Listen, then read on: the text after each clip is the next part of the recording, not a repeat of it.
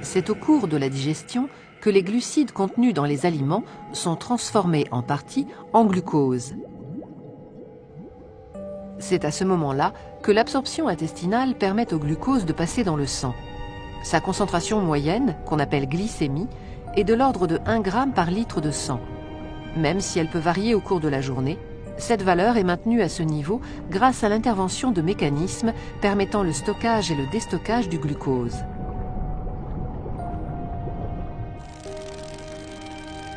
Car le glucose, source ou réserve d'énergie, est le carburant de nos cellules, nécessaire à leur fonctionnement.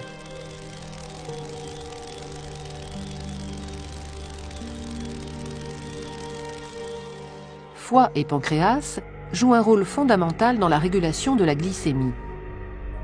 Le pancréas sécrète dans le sang des hormones susceptibles d'en faire varier la valeur. 2 scénarios peuvent se présenter. Après un repas copieux, la glycémie augmente.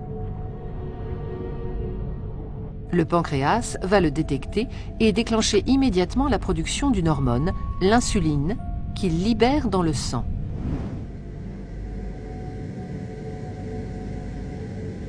L'insuline, c'est la petite clé qui permettra au glucose de pénétrer dans la plupart des cellules de l'organisme qui en ont besoin pour fonctionner. Mais l'insuline va également favoriser la mise en réserve du glucose dans les organes de stockage du corps, principalement le foie et les muscles. L'ensemble de ces mécanismes tend à s'opposer à la hausse excessive de la glycémie dont souffrent les diabétiques. On peut donc dire que l'insuline sécrétée par le pancréas, en favorisant le stockage du glucose, fait baisser la glycémie.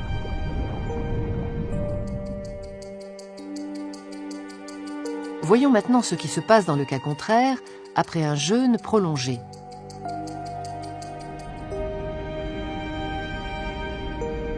Le pancréas détecte une baisse de la glycémie, un manque de glucose dans le sang.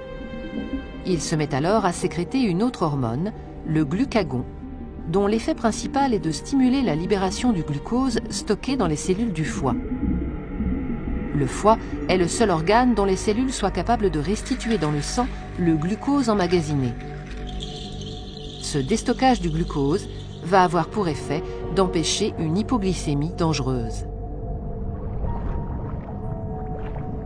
Pancréas et foie jouent donc un rôle important dans le contrôle permanent de la glycémie. Ce contrôle suppose un équilibre satisfaisant entre les 2 hormones antagonistes sécrétées par le pancréas et une gestion fine du stockage-déstockage du glucose dans le foie. Cet équilibre dynamique, qu'on nomme homéostasie, est obtenu grâce à ce système autorégulé à commande hormonale qui s'avère être une authentique mécanique de précision.